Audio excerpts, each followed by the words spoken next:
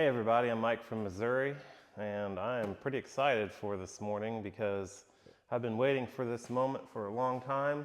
I'm finally going to get to painting this loader arm boom for the Case 1840.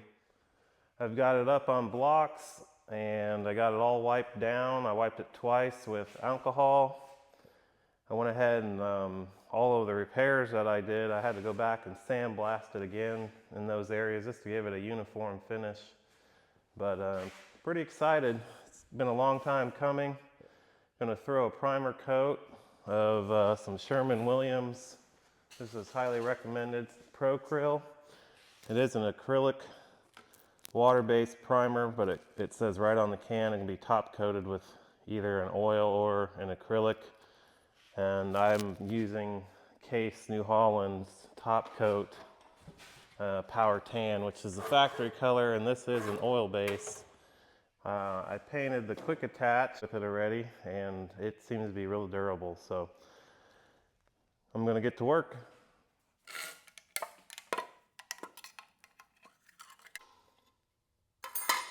I did shake this up real well last night. I like to do it the night before, otherwise you get bubbles in your paint because the air doesn't want to settle out.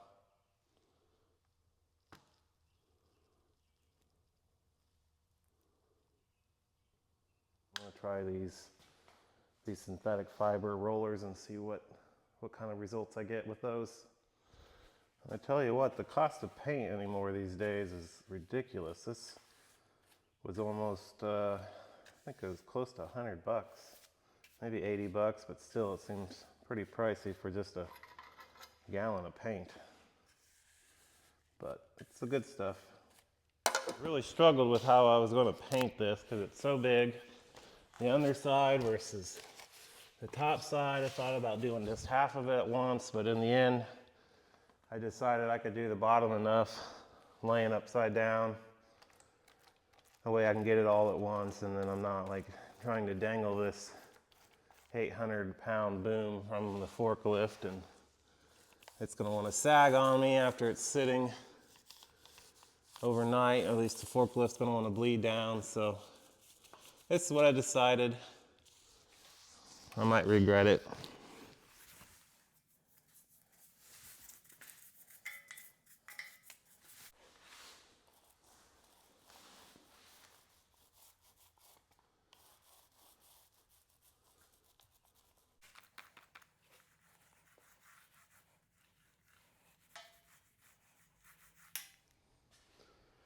First coat of primer's on.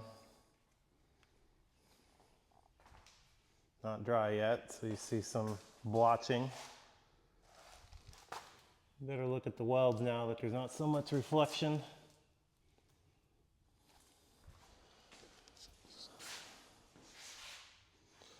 I'll let that dry overnight, and then tomorrow morning I'll put the first coat of the Power Tan on, let that sit overnight, and then put a second coat the following morning.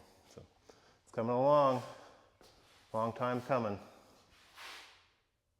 Hey, good morning everyone.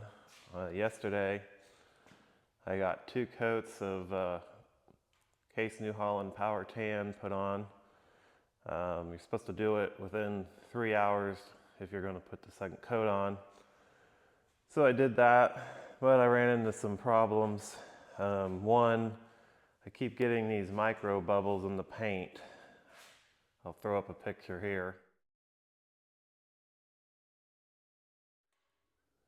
But also,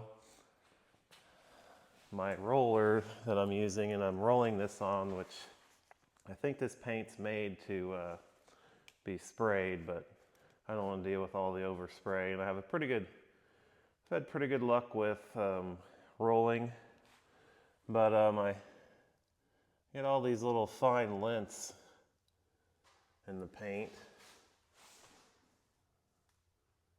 And yeah, I know it's just a skid loader, but I'm going to take the time this morning, and I've already started a little bit, just using some 1000 grit sandpaper, real lightly taking those out. And then I still have another I don't know, 12 hours or so to wait before I can put on the final coat. So the final coat is going to be, I'm going to put the quick attach on because it's inevitable that you scrape things up getting that heavy thing on there. And then I'll do the final coat with it assembled. And then let it wait a few days before I start putting parts on it because the paint's going to be too soft to really put anything on it. You'll just scrape it up real bad. So that's where I'm at this morning. I'm going to lift this up, try to get it on there without damaging too much.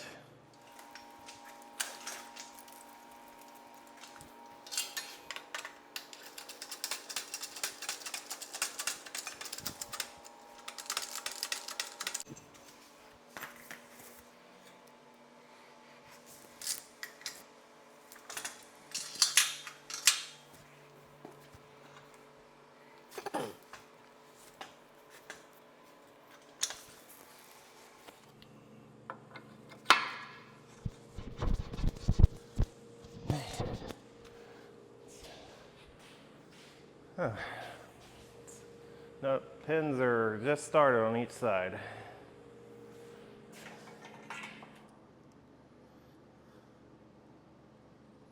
Trying to figure out a way to support this.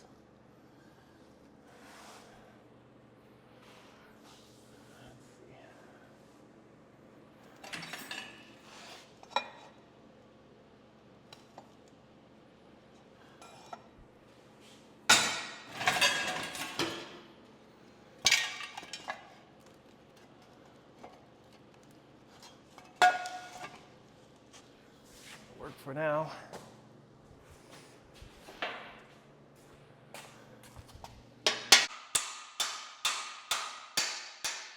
Yeah, it's all the way down. I just realized something wiping this thing down. I didn't put any shims in here to keep this from shifting back and forth. And I probably don't, the combination of them that came out is probably not going to work. I don't want that moving side to side. And I don't want to take it back off after I painted it because it scratches everything so bad. Well, it looks like I got lucky. One of these washers is going to fit pretty much perfect on each side of the arm. I just got to get this pin back out.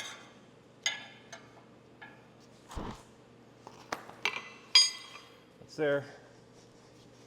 A little snug.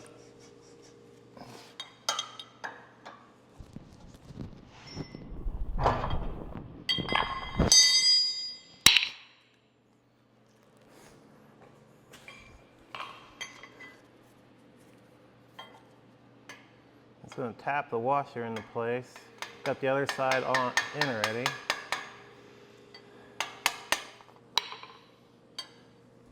I don't think it's going to go in. I'm going to try it.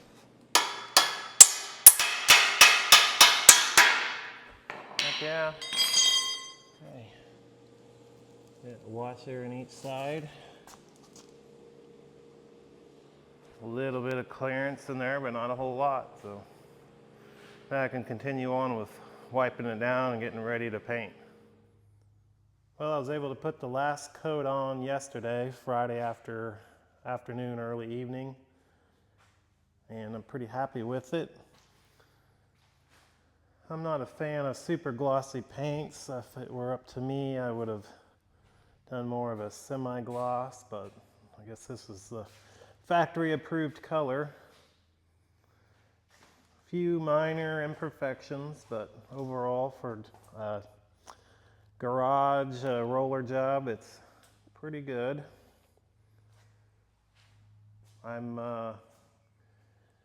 getting ready to clean up these tilt cylinders, and I realized that I never ended up making the bushings for these ends, so I whipped those out. I'll throw a couple clips in right here on that, doing that.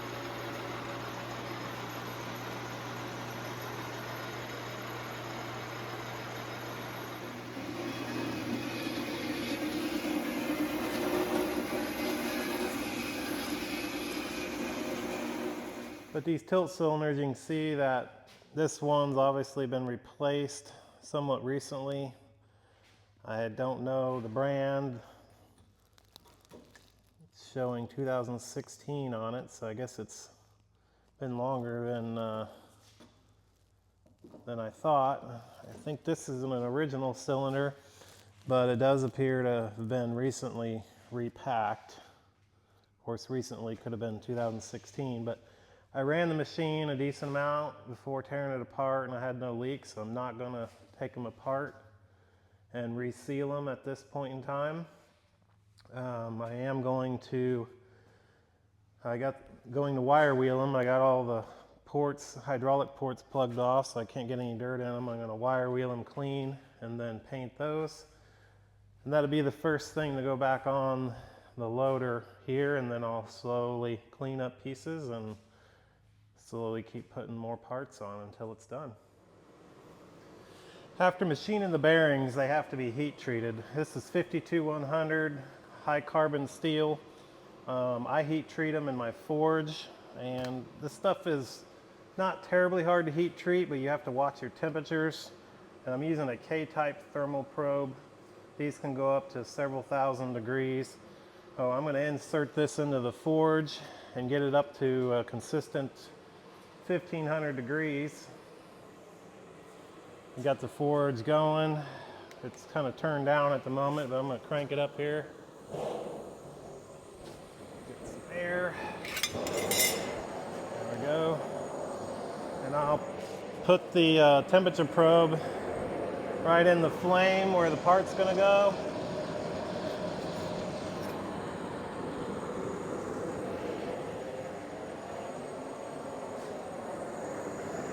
And you can see here the temperature's climbing. It's 270 to 80 degrees Fahrenheit.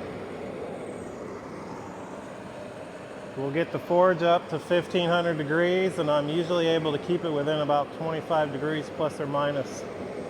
And it needs to be in there half an hour to make sure its temperature is throughout. And then I'll put it in the oven for an hour at 400 degrees to bring the hardness back down a little bit to where it's manageable. So that's my process. It works really well.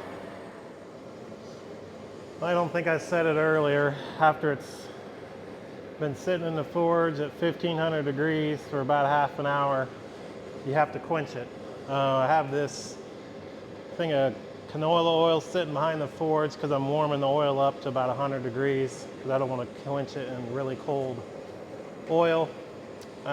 It's real close. It's lukewarm. So I'm right at about 25 minutes of being in there, so I'm getting real close to pulling it out.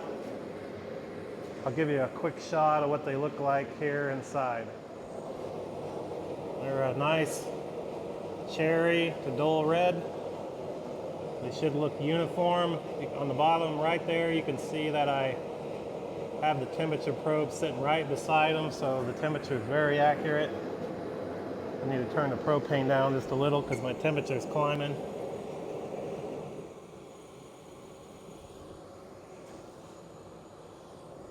It falls rather quickly, actually.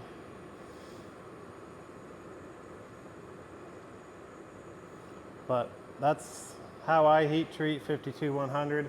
I got the house oven going, waiting for me. So I'm going to quench these here, and they'll be ready to bring in the house immediately.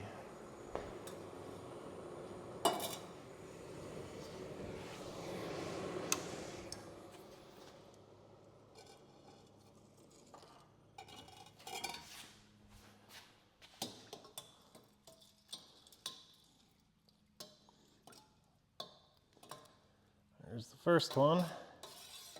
It's anticlimactic. It doesn't shoot some big fireball or anything up. I'll grab the second one here before it starts dropping temperature on me.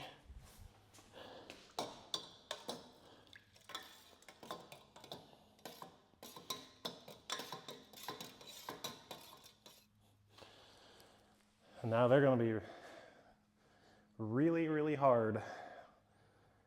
And you don't leave them that way, which you put them in the oven at 400 degrees. And if you put it at 450, they'll be softer. 500 will be even softer, and so on. But if you leave them this hard, they're basically brittle. So you hit it with a hammer and probably crack. You don't want them that hard for bushings or skid loader bushings.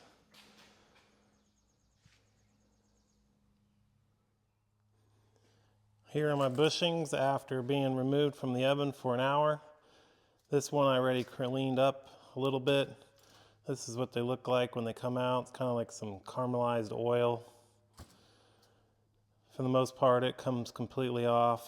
I clean the outside with a wire brush, and I'll press it in and do one final, it's not really a cleanup hone, but I'll run the hone through it a few times just to get some of that crusty residue off of there, not really changing the dimension or anything. But those are ready to press into the tilt cylinders now. Okay, I'm over here on my arbor press. Well, this is only a 3-ton press. I do not think it's going to take that much to push these bushings in. I'm going to try this first, and then I will use the hydraulic press if this doesn't work. But notice I got the hole in the bushing lined up to the zert, the grease zert. And we'll just press it on down. Yeah, it's pretty tight. I think it'll do it though. Ooh.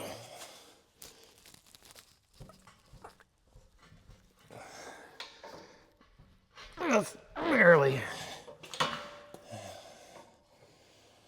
Not quite. I'm gonna have to finish it in the press, the hydraulic press.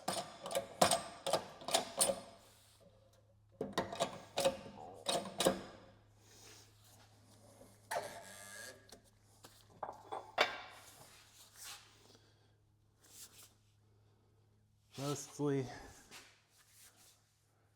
slight underset over here, flush on this side. I might go down just a hair bit more off camera. Okay, I got the other cylinder here.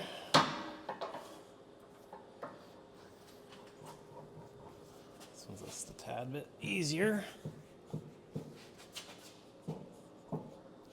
Okay.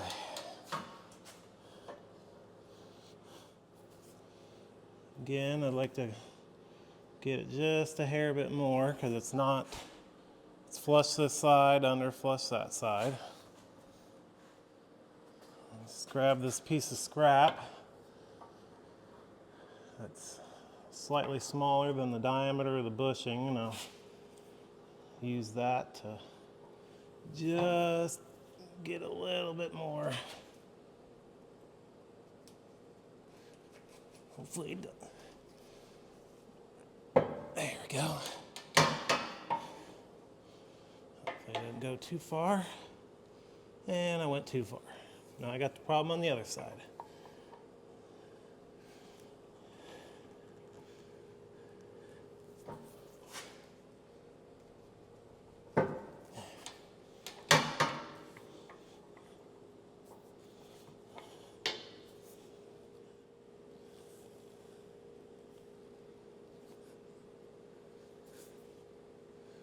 That should work. It's about even now. Holes lined up close enough. I know you can't see it. I'm doing something a little different, cleaning this old cylinder up. Just using some sandpaper, and this one had a bunch of like red primer over the top of the factory paint. Most of that come off with just some alcohol. I've been blending kind of all of the scrapes. I normally would take this all the way down to bare metal, but this original paint is so hard it's almost acting like a sanding primer, where I can taper all of the edges, and so you can't really feel any of this. You can see where there's some kind of scrape damage. None of it's deep or damaging to the cylinder, but I might just put a light coat of Bondo over that to kind of fill some of those in. But I did take a wire wheel to the edges And again, I have the ports plugged off, double plugged, a plug with cellophane wrapped around it, shoved in. Now, that one's the hardest one to clean up, makes the biggest mess. The other one I already have done. It was the replacement cylinder, and I sanded it all over. I didn't take it to bare metal either. The paint seemed good, but I did go over the entire thing to etch it. So that one's clean and ready to paint. This one I'm gonna wash off in the parts washer, and then I'll get it ready for just a real fine coat of Bondo to fill some of those in. I know, ridiculous for a skid steer, but I'm here, so might as well. And then clean it up the rest of the way, and it'll be ready to paint as well.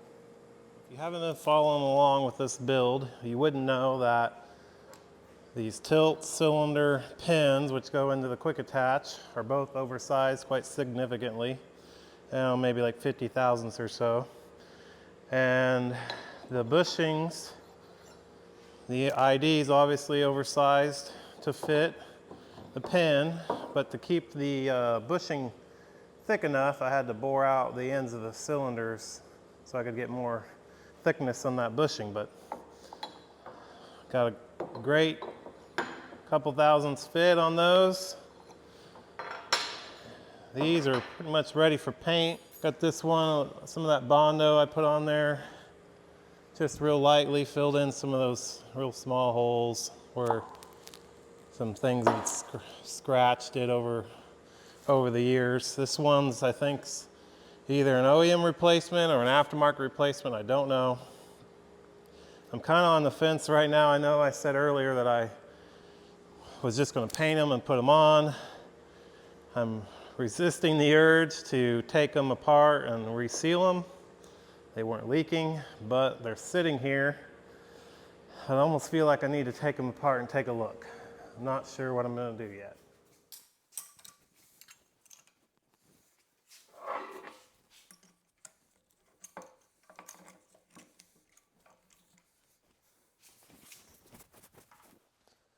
I decided that at the very least I'm going to take the cylinders apart just to see what condition they're in. So I ordered these gland nut, or adjustable gland nut wrenches from Amazon, and it came with these seal wrenches.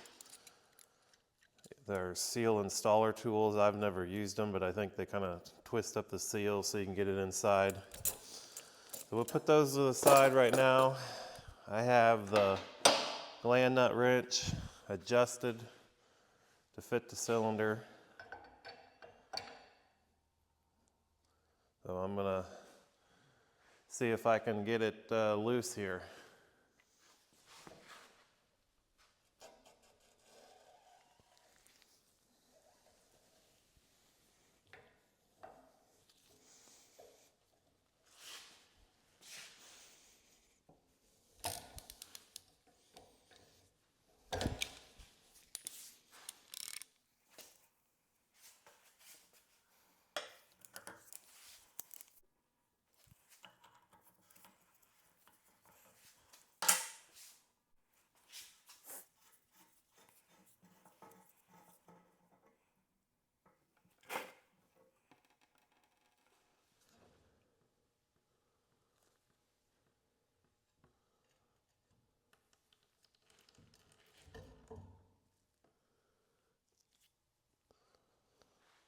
You can see what came out of that. It's like flakes of paint. Maybe that's from when I cleaned the cylinder off, but every time I think about shortcutting something and not taking the cylinders apart, and then when I think about it later and decide to do it, I'm always really glad I did it. Debris on the piston. Here's a look inside the bore. Difficult to see, but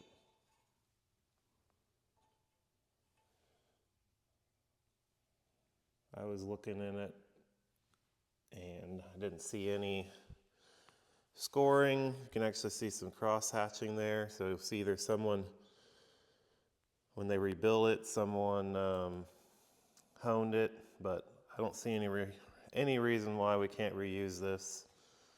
And I think that's called the wear ring. And then that's the actual seal. And then that's the gland nut, and then the seal that keeps the fluid from escaping out the end is inside here, and that's where these come in, is trying to install that inside this gland nut. So we're going to take the rest of this apart and see what it looks like, and hopefully we can get the seals off and get some ordered today.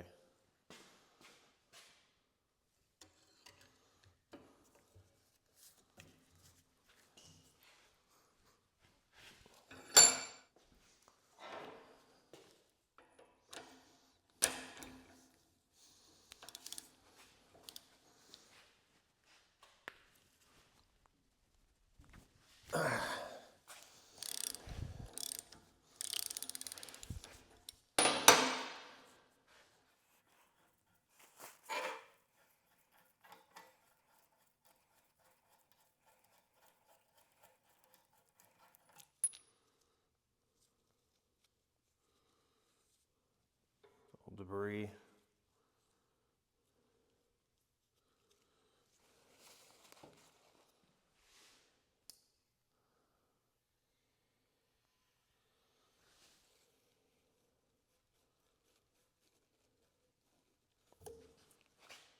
I'm going to try to get you guys a good look inside this gland nut. So that's the wiper seal. And then down in there, so the wiper seal, and there's some metal there that separates the wiper seal and the actual rod seal. Kind of got that ring around it, a little bit of debris right above it. And then that just seals it to the cylinder, or the outside barrel. This does, that orange piece. But the wiper seal just keeps exactly what it says, wipes the debris off the rod as it's sliding, and try to keep it out of the main seal. So.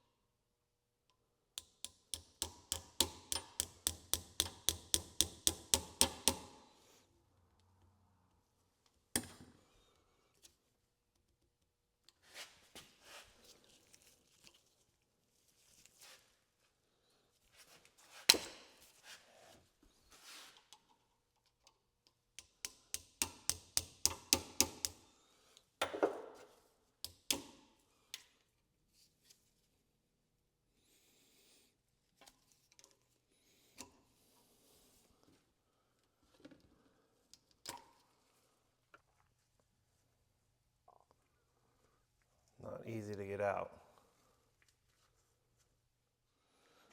And now we can take the actual piston seals off. This is the wear ring.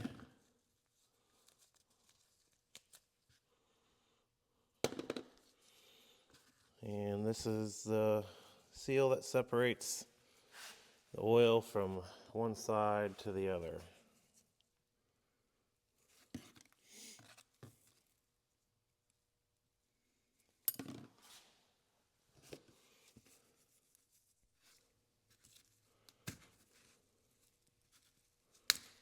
Yep. I guess that needed changed.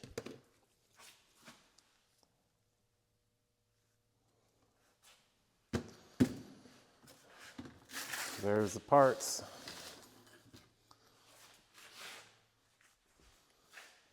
I already broke this side loose. And remember, this is the replacement cylinder. Kind of curious to see if it's built the same. Hoping it's almost identical.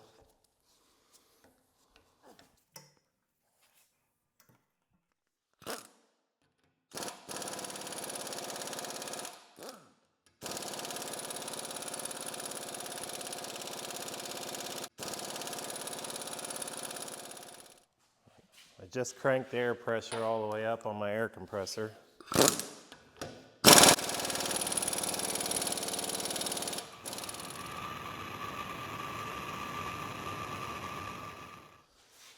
I think there's Loctite on this thing.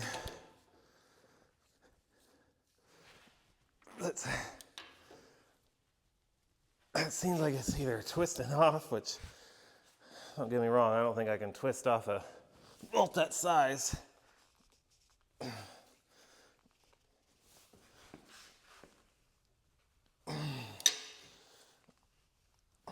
It seems like it's moving ever so slightly.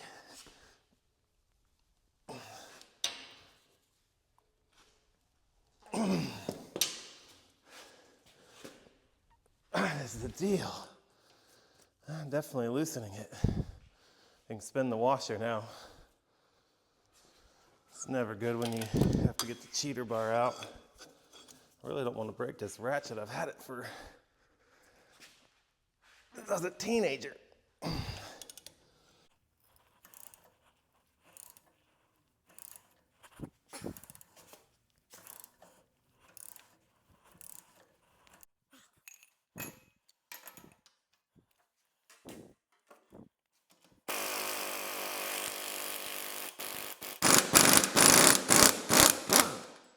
Okay, here are both cylinders apart. Original, replacement. Looks very similar. The one thing I didn't show earlier, underneath this piston seal was an O-ring. I guess it helps it expand out. Really the biggest noticeable difference is just the ends here. I'm going to get some measurements of these parts, clean up the seals, so see if I can get stuff ordered today. Hey, good morning everyone. It's a few days later since we disassembled these cylinders, and I got parts in the mail from H&W Parts Store. I'm going to take a look and see what we got here. I got two kits that are supposed to fit case 1840, 45, 45B, and 45C for the tilt cylinders.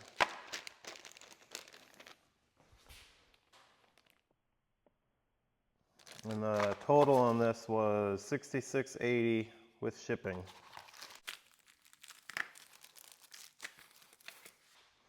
Here's the company I got them from.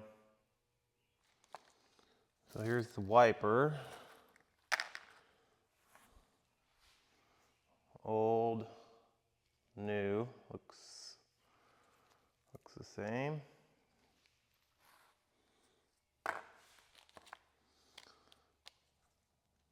The wear ring looks the same.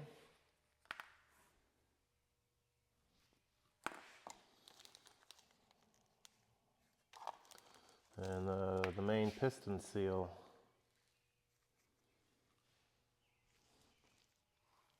Okay, so I'm going to start with the replacement cylinder. To get it ready, I parts washed all the parts inside and out, and then I used soap and water on all the parts, and then used compressed air to dry it all off. So it should be very, very clean. I think we need to start with the gland nut, getting the seal, the main rod seal in, And then we'll get the wiper seal and the seal that seals it to the barrel. Okay, when you're installing these rod seals, there's one way to install it. The open flange needs to go towards the fluid. You can kind of see there's the flange and the open back. It goes in like that. We'll use a seal installer tool, and I'm going to lubricate this up to reduce any chance of tearing it or anything like that.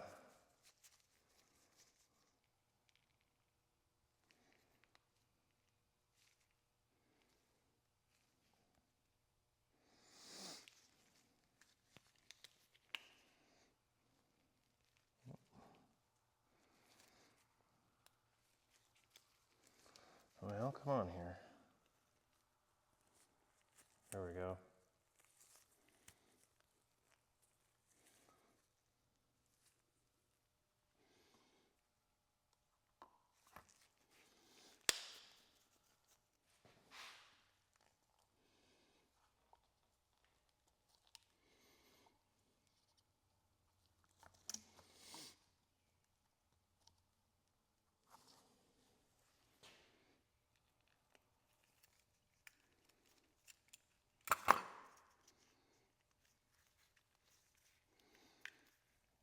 Go. Okay, next we're going to put the wiper seal in. The metal cage goes down and the rubber faces out. Get it started first.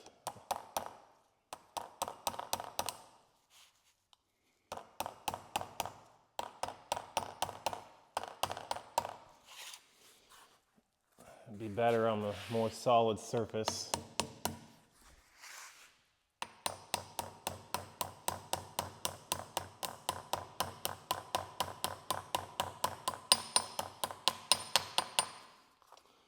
And then I'll use the old one to bring it all the way down.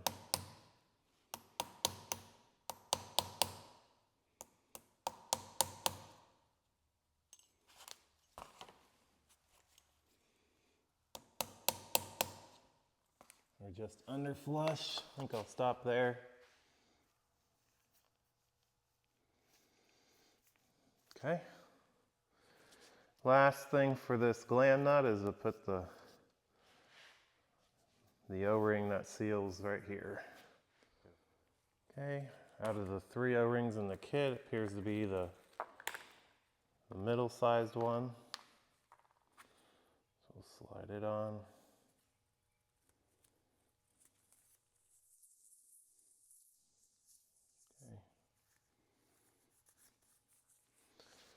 Okay, for the piston, there's this O-ring that goes under the main seal.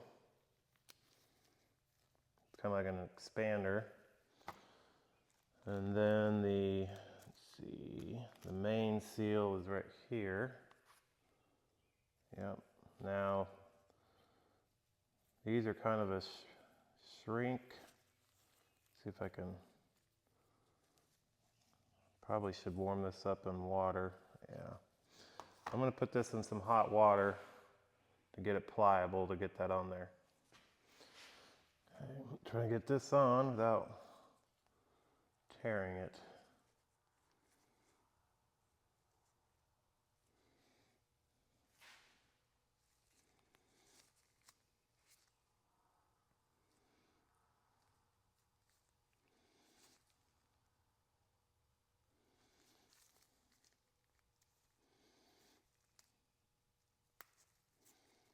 Okay, here we go.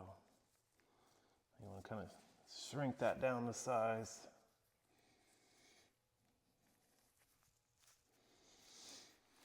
And now the wear ring.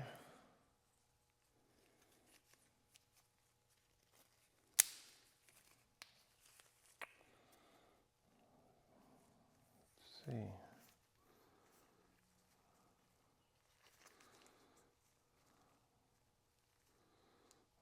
sure it's all the way on there.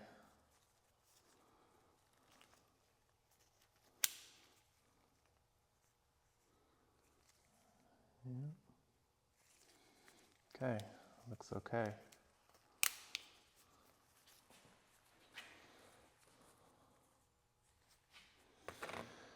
I need to go back to the gland nut because I think I forgot. There's a backer that goes on here. It's actually this one.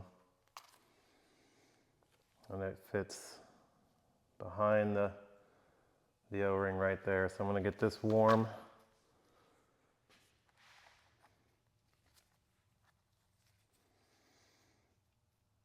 I think it'd be best if I took this O-ring off.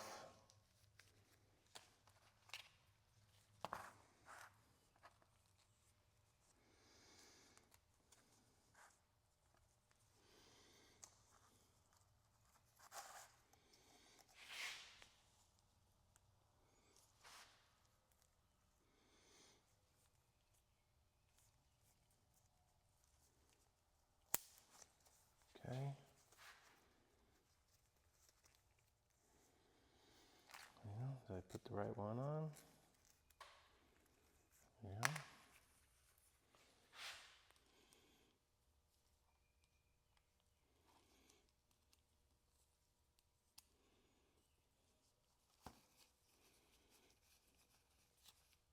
There we go. And now we'll put the O-ring back on. There we go. Pretty sure that's how it's supposed to go. Okay, I got the rod mounted back in the vise. And we're going to install the gland nut. It's really important that you put a liberal amount of lubricant on this.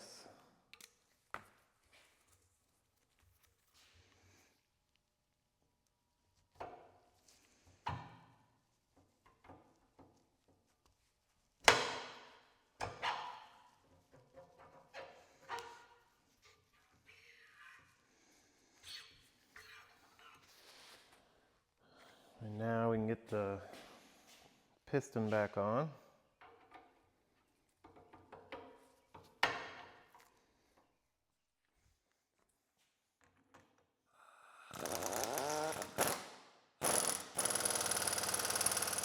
Okay, I got the rod out, put the barrel in, and we're gonna get the barrel ready to accept the rod. Lots of lubricant here.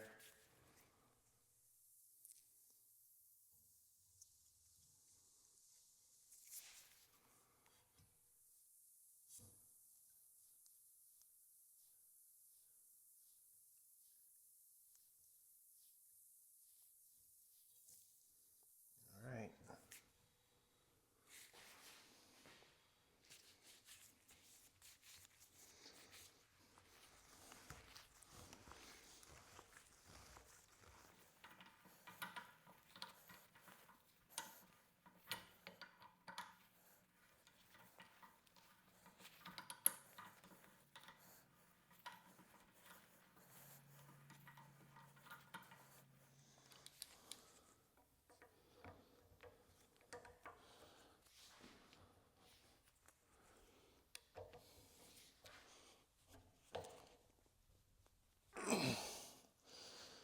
All right, one done. Okay, we're moving on to the original cylinder. And again, I'm gonna use this seal installer with a lot of lubricant to put in the main rod seal here.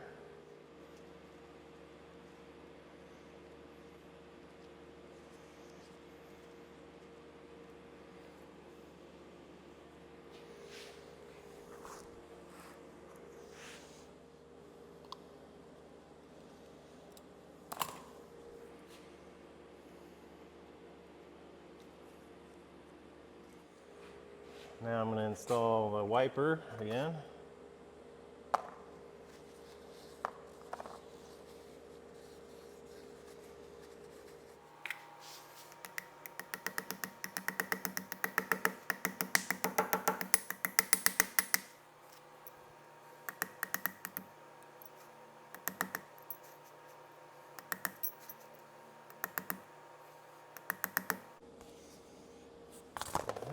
we go. And then my backer.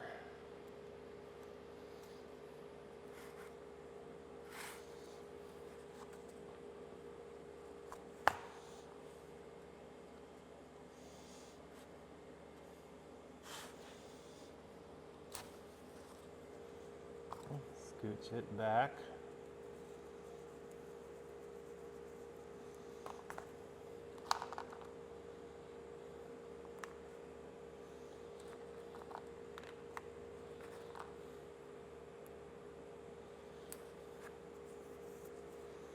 And the gland nut is done. Okay, now for the piston, we have the O-ring that goes under the main seal. And then the main seal, which you want to put in hot water. I got to get some hot water here again. Okay.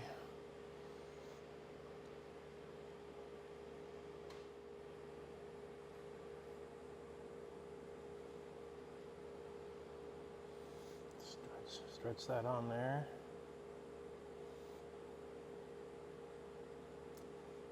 There we go. Shrink it back down. And now we can put the wear ring on. Okay.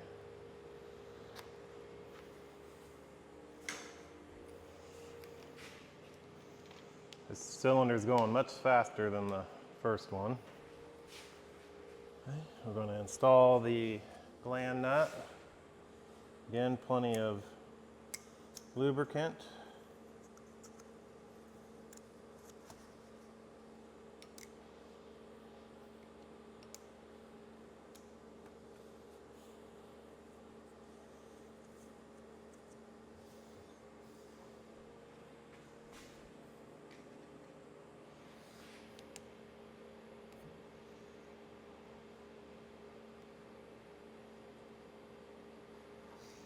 Kind of work it on there. There we go.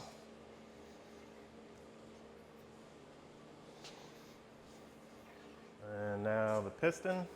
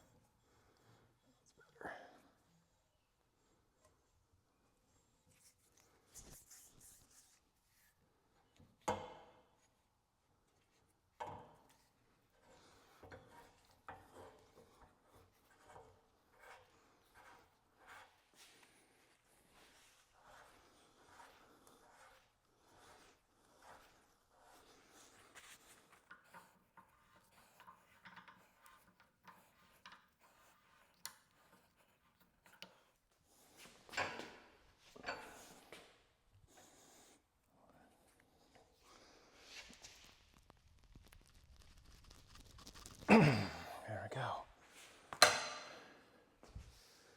Well guys, I'm going to end this video right here. It's getting pretty long. Didn't get near as far as I would have hoped, but I wasn't planning on rebuilding these hydraulic cylinders. But as you saw, I probably prevented some debris from getting into my hydraulic system, and now we're good. So feel happy about that. The next video, we're going to get these cylinders installed and start putting on more of the pieces on this boom. So hope you stay tuned. We'll see you next time.